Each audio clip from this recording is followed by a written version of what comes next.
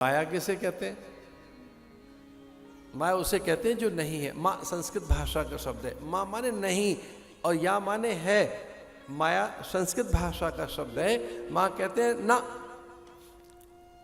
ना, ना को माँ कहते हैं। या माने है, ना है, जो नहीं है उसका नाम क्या है? माया। माने जिसका कोई एग्जिस्टेंस ही नहीं है, जिसका कोई अस्तित्व ही नहीं है, उसे माया कहे। भगवान ने कहा था सीता को अकेले नहीं छोड़ना किसी भी परिस्थिति में, ये मेरा आदेश है। चलते चलते राम एक और बात कह कर गए थे, अवज्ञा ना हो, अवहेलना ना हो, वचन भंग ना हो, सावधान रहना, सतर्क रहना, सचेत रहना, प्रतिज्ञा की स्मृति रखना। मायावी मृग ले गया राम को पीछे पीछे।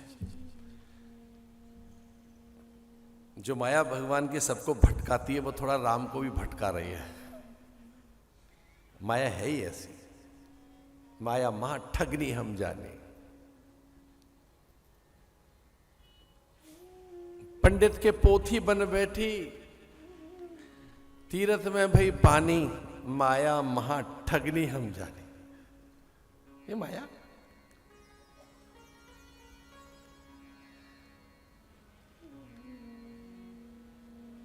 जानते हो क्या करता था वो मृग कभी फूल बन जाता, दूर्वा बन जाता, वो कभी पशु बन जाता, धूल कण में छिप जाता, अदृश्य हो जाता, फिर दृश्यमान हो जाता, बहुत निकट राम के बिल्कुल पास दिखता। और जब राम बाण चलाने का प्रयास करते तो वो बहुत दूर दिखता, क्षितिज के पास। क्षितिज माने जहां सूर्य, क्षितिज माने जहां धरती और अंबर मिलते हैं। जब राम बाण चलाने का प्रयास करते तो वो क्षितिज के पास दिखता और राम वहां संधान करते, लक्ष्य बनाते तो वो निकट दिखता, बाएं और दाएं। इसका अर्थ है माया इतनी है, चारों ओर है, यह सब माया कर परिवार।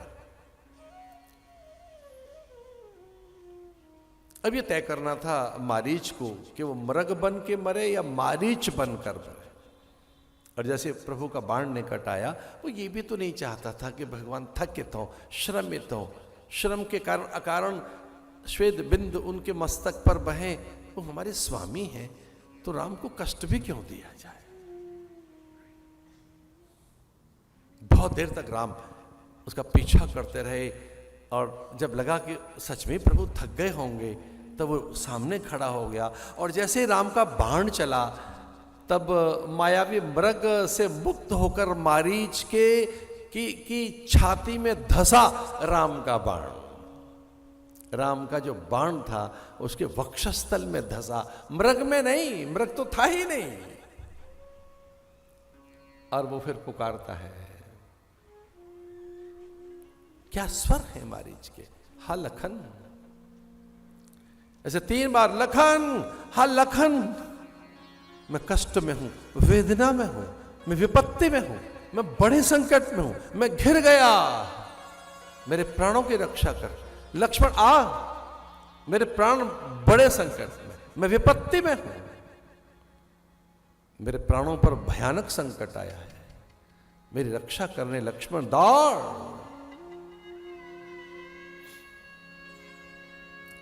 अब ये स्वर तो दोनों ने ही सुने, लक्ष्मण ने तो अनसुने कर दिए और सीता विचलित हुई। और वो कहती है, सुना आपने लखन, भैया पुकार रहे हैं आपको। उन्होंने कहा ना ना, ये उनका स्वर नहीं हो सकता, ये कोई मायावी स्वर है, कोई छल है, ये कोई प्रकृति में कोई दोष हुआ है। हम उस स्थान पर है जहां माया प्रचंड है। पर सीता कहती है, ये स्वर तो राम का ही है ना।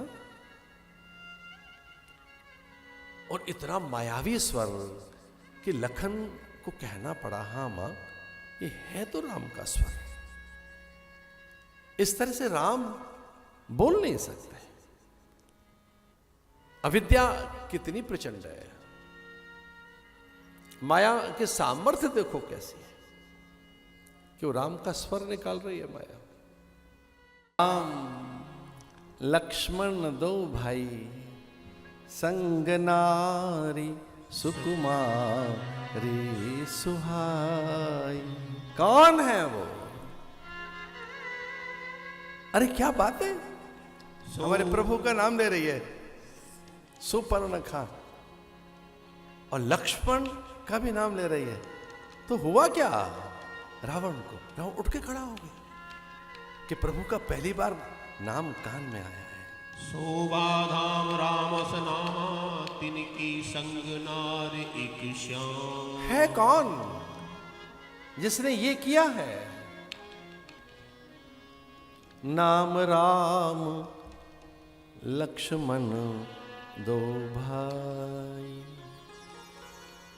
दोनों ने मिलकर किया है।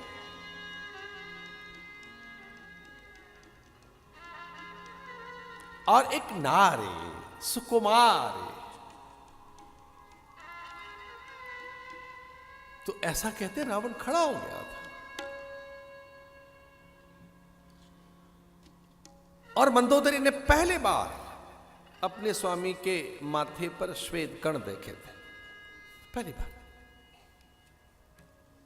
और वे श्वेत कण इतने अधिक हो गए। श्वेत कण माने पसीने की बूंदें। वो पसीना इतना माथे पर आया, राम का नाम सुनते ही हर्ष है, रोमांच है, आनंद है, फुल्लता है, आह्लाद है, जुगुप्सा है, घृणा है, भय है, ग्लानि है, शोक है, संताप है, पश्चाताप है, प्रायश्चित है। तो मिक्स फीलिंग।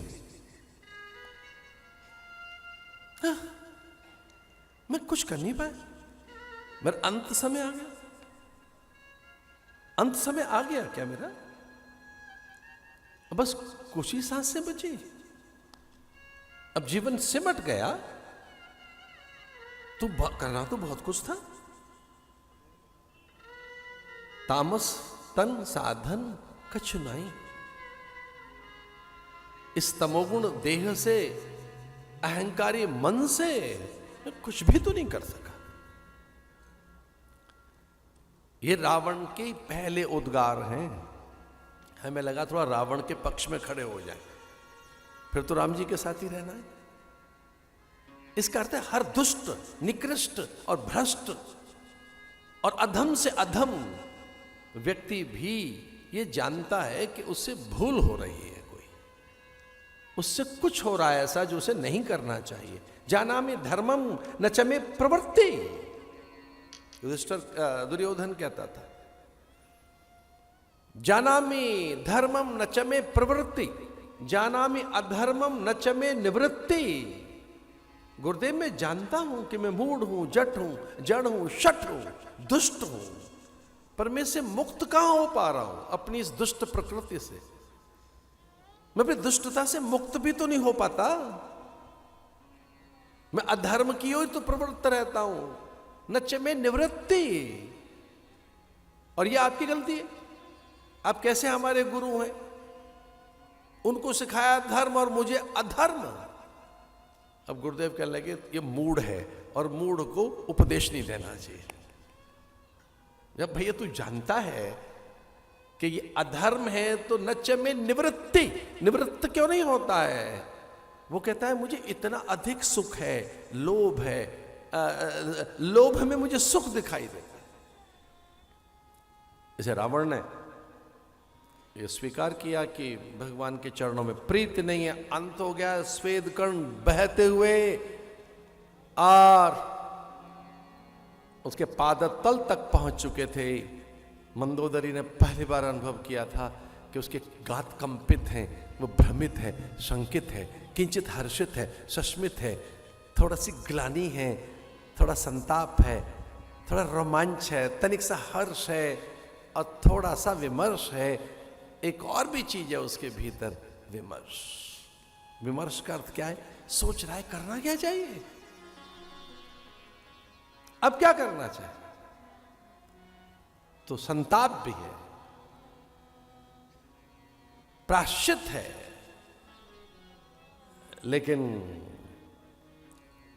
देखिए माया, बलादागृश्य मोहाय महामाया प्रयच्छते। अकेले राम कहाँ हैं वन में? सीता जी भी तो साथ हैं, माया साथ आई है ना। तो पूछा सुपर्णखा से कि दूसरी बात क्या बता रही थी? शोभा धाम राम अस नामा,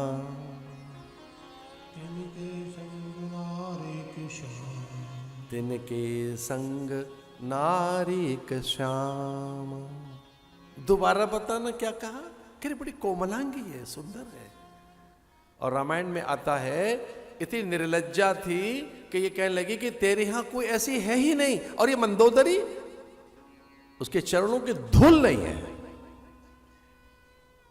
ये जो मंदोदरी है अपनी भाभी को इस तरह से तिरस्कृत करती है, ये चरणों की धूल नहीं है उसकी। वो सिद्धा है, नित्या है, मुक्ता है, भव्या है, कल्याणी है, जगदवन्या है। और अब रावण को सूत्र मिल गया कि ये बात ठीक है, अकेले राम का ही नहीं भगवती का भी सानिध्य मिलना चाहिए, तो मां के ही दर्शन पहले कर लेते हैं। हठात उन्हीं का हरण करके अपने यहां ले आते हैं। सुंदर वस्तु का हरण करता रहा, मैं सुंदर वस्तु का अपहरण करता रहा, चार कर्म करता रहा। मारीच ने कहा था नहीं, वो सामर्थ्य आपकी नहीं है, क्योंकि मैं जानता हूं वो कौन है। वो परम पुरुष है, पुरुषोत्तम है, नरवीर है, नरोत्तम है, आद्य पुरुष है, तत्पुरुष। 5 मुख से वंदना शिव उसी की करते हैं, सहस्त्र पुरुष है। एक बार भी उसकी ओर गया तो सर खंडित हो जाएंगे। उसकी एक बार भी वक्र दृष्टि चली गई तो तेरा संपूर्ण अस्तित्व ही नष्ट हो जाएगा, क्योंकि वो उसके मुख को देखकर वंदना ही की जाती है। तत्पुरुष, वामदेव, ईशान, अघोर, सद्योजात, ये भगवान के 5 मुंह हैं, भगवान महादेव के। तत्पुरुष, सद्योजात, वामदेव, अघोर, ईशान, ये भगवान के नाम हैं। ये 5 मुंह हैं महादेव के। और महादेव भी ऐसे ही हैं, खुद के 5 हैं, बेटे के 6, चेले के 10 हैं। चेला हमारे ये 110 असीस, स्वान की नाई।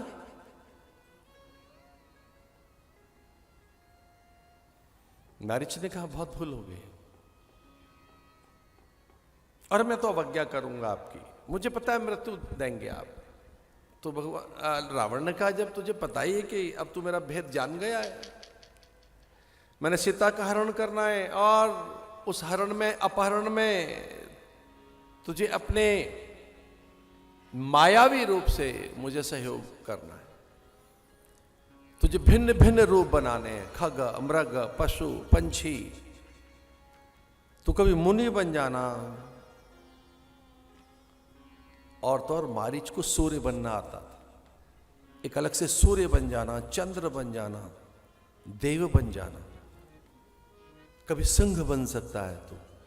अब कैसे, कौन सा तेने रूप धारण करना है, वो रूप धारण कर और सीता के अपहरण में मेरा सहयोगी बन।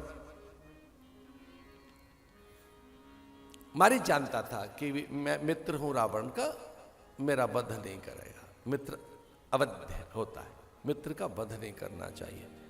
चूंकि रावण पंडित है, ज्ञानी है, मेरा वध नहीं करेगा। लेकिन चंद्रहास लेकर, रावण की खड़क का नाम था चंद्रहास। रावण ने अपना चंद्रहास निकाला और कहा कि ना ना ना, अब तू मेरे भेद को जान गया है, क्योंकि मैं सीता का हरण करूंगा, इसलिए अब तेरे प्राण नहीं रहेंगे। और खड़ग लेकर उसकी हत्या करना ही चाहता था, तो सहसा मारीच मान गया। बोले अब एक बात है, मरना तो है ही, फिर तेरे हाथों क्यों मरे? मैं राम के हाथ में मरूंगा। मैं मरना ही है तो मैं राम के हाथ में मरूं। तेरे द्वारा मरने पर नरक में, और राम के द्वारा मरने पर उसके धाम में।